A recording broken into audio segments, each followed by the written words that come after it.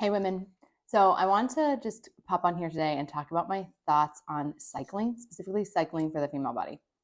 So, I want to preface this by saying I was an avid cyclist. I used to ride my bike over 100 miles a week. I rode all the time. I was really, really into bikes.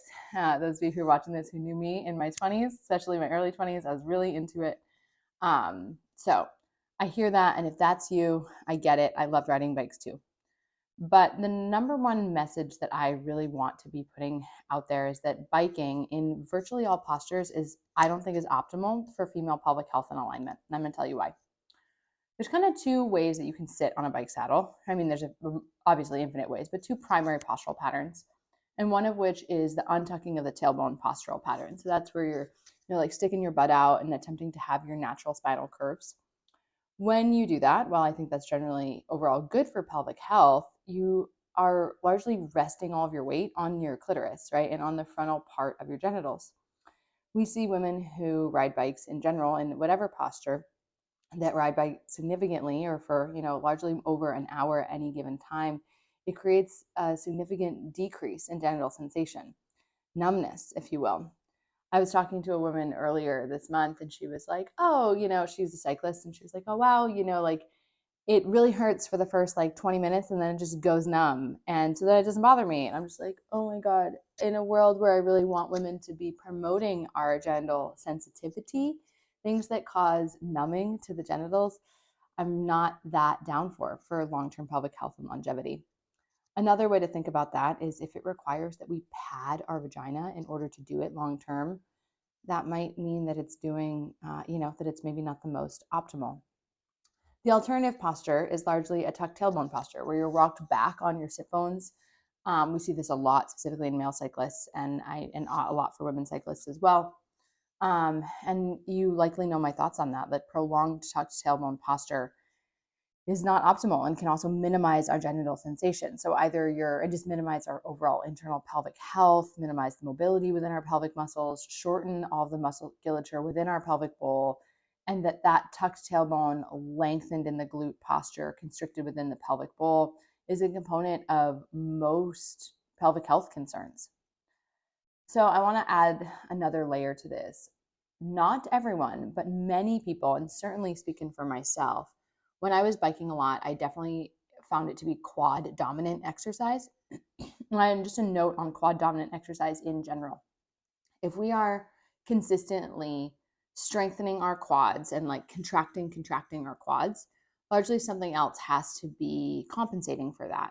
And when we have, and if you have ever heard me speak about locked long, locked short musculature, or want to dive into this more, I talk about this a lot in my new course that is out, Foundations of Female Movement. But this concept of locked short musculature or this like quad dominance can create a postural pattern when we're off the bike, when we're just walking around in our life, that is, I'm sorry, the hiccups, that's dragging our pelvic floor, or like our glutes and our hamstrings under and constricting our pelvic floor.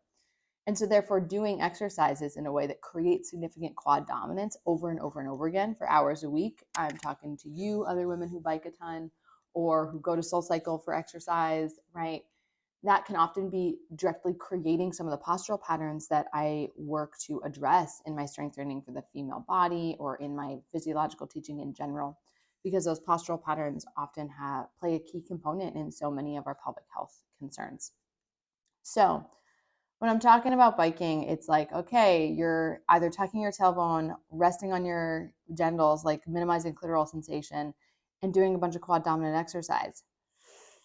It's not my go-to. And specifically for someone who's biking like for exercise purposes, like meaning you don't really love it, but you want to get your spin class on at your local YMCA because that's like you think it's the best for your overall health and it's better to do something rather than nothing. This is an example where I just don't necessarily agree. I think there's other things we could do that are just more structurally integral and potentially more effective. A few other thoughts that I have I want to share is not all biking is created equal. I just was talking to a woman who lives in Amsterdam recently, and she was saying that she's like, well, I ride my bike all the time, and we're all bike obsessed here in my culture, and it's all fine. And I personally have happened to have been to Amsterdam. And when I see all of the bike culture, it's a lot of upright bicycles, meaning like, upright like this, rather than these deep tuck road bike. Everyone is looking up and around because it's a busy city and you're biking within city limits. It's also incredibly flat, right? And flat biking largely, utilizes more gluteal and hamstring engagement because you can pull rather than push so much as if when you're biking uphill. And also, people are largely on their bikes for short stints of time. They bike for transportation from A to B to C. Maybe you're on your bike for 10, 15 minutes at a time, and then you take a break and then you walk around. And I'm like, that sounds great. That sounds like a great way to get your heart rate up. You're not like numbing the genitals, you're in a more upright posture. That all seems totally lovely. And I personally, I'm sure we'll do that. And another, if I didn't live rurally, I'm sure that would be a part of my life. What I'm really talking about is the like prolonged bicycling for for ongoing just fitness, right? And how I don't necessarily think that is most optimal.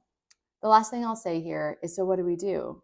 Well, I'm a big fan of walking. Walking is what the female body, or really the human body, was designed to be doing at least 40 hours a week. So walking is a wonderful alternative. I also secretly want us all to take up roller skating. I think that has amazing benefits for our pelvic health and our overall pelvic stability and balance. But yeah, so those are just some of my thoughts. I know you're likely watching this on Thanksgiving, so happy Thanksgiving. And I have some sales going out for Black Friday and Cyber Monday this weekend, so be sure to check those out.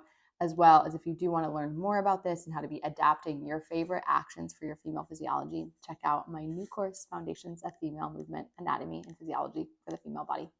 Okay, see you next week.